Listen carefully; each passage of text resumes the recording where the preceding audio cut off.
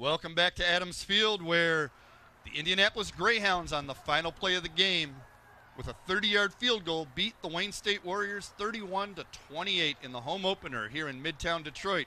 Joe Abramson along with Rod Beard. And, you know, there's a term they call the stomach punch loss. That was one of those. Yeah, that was just a gut punch. That you fight and you fight and you fight. And you tie the game up in the fourth quarter with a couple minutes left, but your defense can't get off the field as they had done through probably the first 2.5, 3 quarters.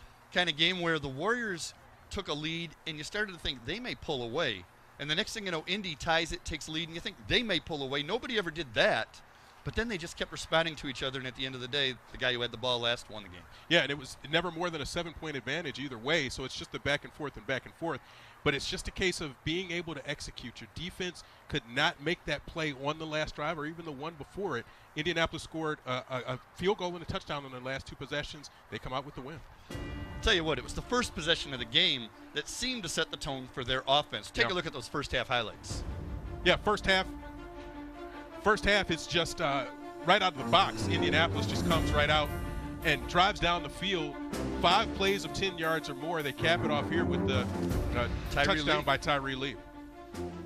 Warriors come right back, though, and Darius Roberson on 4th down catches this DJ Zazula pass. Yeah, just a slant pass. His 3rd touchdown of the season, 2 last week. And got their passing game ignited a little bit, too. And that man, Deontay Nicholas, I don't know how you can stop this guy. You can only hope to contain him every now and then, but he's going to get his. Right, this is just a nice play design to clear everybody out on that side for him. He gets the nice screen from Zazula, takes it right to the pylon, hits the pylon, goes in. Warriors are up 14-7. Warriors took the 14-7 lead into the break and got the opening kickoff. We thought they had a chance to, hey, if you get that opening drive and score, you can run away with this game. That didn't happen. There was an exchange of punts, and the next thing you know, got into a shootout. Yeah, you just never felt like Wayne State was in control of the game, and neither team was in control necessarily. It's just short spurts of momentum that were going back and forth. And for Wayne State, you needed to get that at home. Your crowd needed to get into it a little bit more. You needed to have a burst of energy, and it just didn't happen big enough for them. Let's take a look at the second half highlights.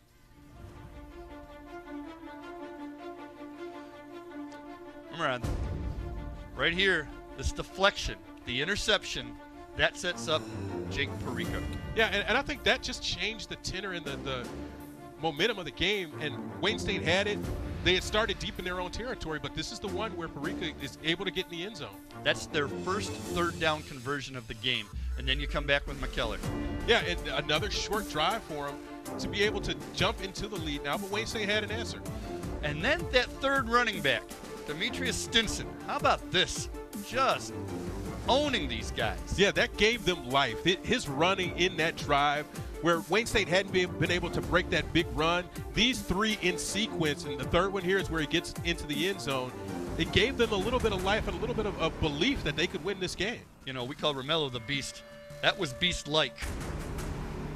Yeah, but here's where Indianapolis just starts pulling away a little bit. A nice over-the-top pass to Payton. Yeah, Twan Payton is able to pull that one in. But then the Warriors come back. Corey Esther, a nice move, breaks a tackle, gets a block from Roberson, breaks another tackle, and you think, hey, the Warriors have something going on. Yeah, you just need a stop here. Tied at 28, about 5 minutes left. You just need a stop here. Your defense had done a good enough job for you all the game, but here is where they're able to answer. Perica is able to go up top again, and they get the benefit of a roughing the passer penalty to go along with this, and this was the icing on the cake as the field goal. And Mattio's first catch of the season set up Schickel's game-winning field goal, and again, Brad Schickel, I don't know what else a guy would have to do to be the special teams player of the week, not just for their league, but for the country. 3 punts down inside the 10 and the game-winning field goal. You look at those yards, and the passing yards, 274 for the game. How about Perica in the second half? 13 of 16 for 204 yards. That's huge.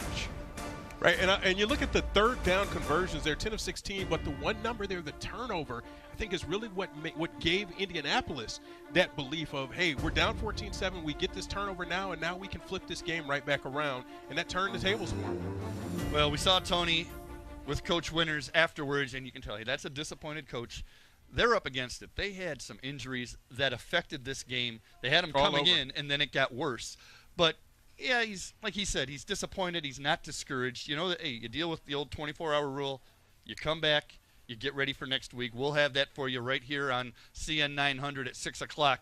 And you know these Warriors will be here to respond. Yeah, it'll be a tougher weekend practice. But, again, you see where you are and you see where some of the issues are from a depth perspective. And he said this right before the game. They're not deep at every position. And at safety, you could see where some of the pockmarks were. That's something they'll improve on heading into next week. Next week will be fun. Another night game. We love playing under these lights here at Tom Adams Field. We'll have that for you next Saturday at 6 o'clock. The Warriors taking on the Saginaw Valley State Cardinals. Hey, that's a GLIAC League game. CN 900, 6 p.m., September 16th. For Tony Ortiz, for Rod Beard, for our director Mike Johnson, and our entire hard-working crew at CN 900, I'm Joe Abramson reminding you, our final score, Indianapolis 31, Wayne State 28.